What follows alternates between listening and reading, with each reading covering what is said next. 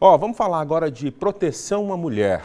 Sabe aquelas que têm medidas protetivas contra algum tipo de violência?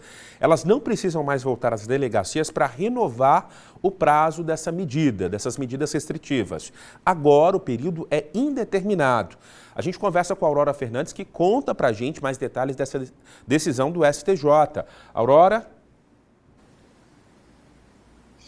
Roger, quem vai explicar para a gente direitinho essas mudanças e até o que é essa medida protetiva é o doutor Igor Labre, que é advogado. Boa tarde, doutor. Boa tarde.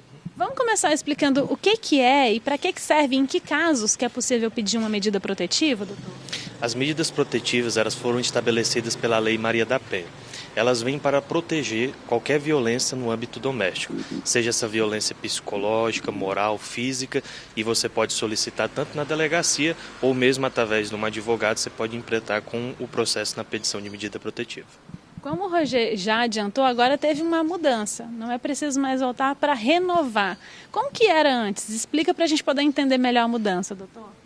Antigamente, quando se entrava com a medida protetiva, era estabelecido um prazo. Se ela era concedida, um prazo de 3 meses, 6 meses ou até um ano, para verificar se a violência que foi ali concedida, a violência que estava ali em estudo, se ela continua ou não. Então, dentro desse prazo agora, o STJ decidiu em recurso repetitivo, ou seja, que vale para todo o Brasil, que os tribunais não podem mais fixar esse prazo, porque entende-se que é uma violência institucional a mulher ter que ir tanto na delegacia ou no fórum ficar pedindo a renovação dessa medida protetiva.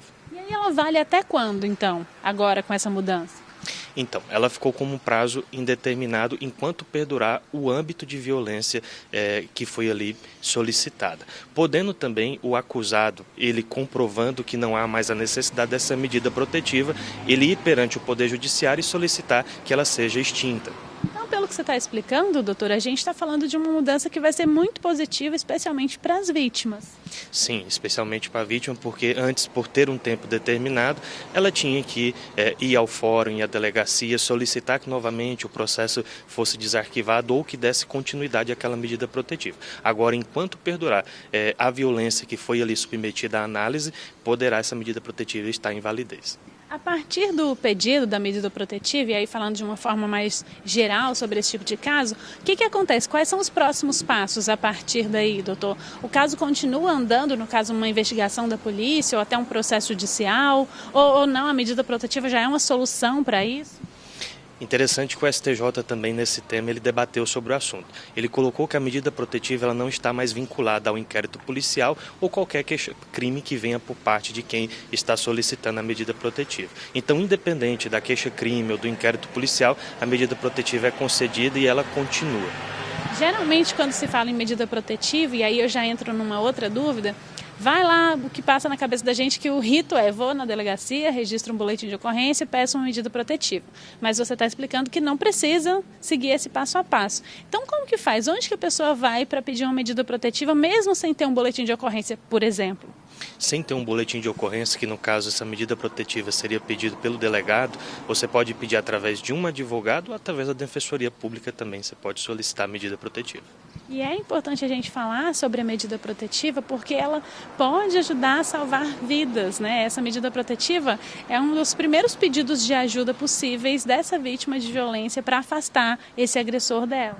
Sim, a medida protetiva que com base na Lei Maria da Penha, ela vem com todo esse teor de afastar a possível vítima do agressor ou das questões psicológicas, evitar contato e tudo mais. Então, é algo bem eficaz aqui para a nossa sociedade. Você usou uma palavra, possível vítima, e aí já mostra para a gente que não precisa necessariamente esperar um tapa, esperar um empurrão, esperar uma agressão mais forte para pedir a medida. A ideia é justamente prevenir isso. Sim, se você já tem indícios ali que poderá ocorrer algum tipo de violência ou já está sofrendo, ocorre muito hoje a psicológica, a moral, se você já verifica, você pode solicitar como uma forma de se precaver também. E essa medida protetiva vale só para o caso de violência doméstica, para o caso de uma relação conjugal, por exemplo? Contra quem a pessoa pode pedir medida protetiva? E não vale só para a mulher, né? Não, não. Assim que se você se observar no âmbito doméstico, né, tanto das crianças, tanto do esposo, esposa, ou quem está ali convivendo, né, no âmbito familiar, verificando algum tipo das violências que são protegidas, moral, física, psicológica, entre outros, financeira, você pode solicitar essa medida protetiva. E essa medida protetiva, ela impede que essa pessoa que foi identificada como agressora, ela se aproxime da vítima. E essa aproximação é como? A toda medida protetiva vai ser igual? Ou essa possibilidade de aproximação vai variar de acordo com a decisão da Justiça em relação a essa medida específica?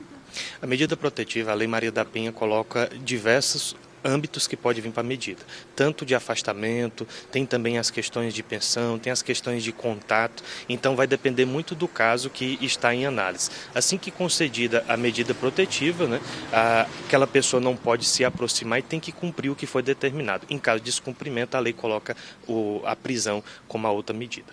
E aí, se eu tenho uma medida protetiva e essa pessoa que não deveria se aproximar de mim faz isso, nesse caso aí precisa sim procurar a polícia, aí nesse caso já não dá mais para seguir adiante sem o boletim de ocorrência.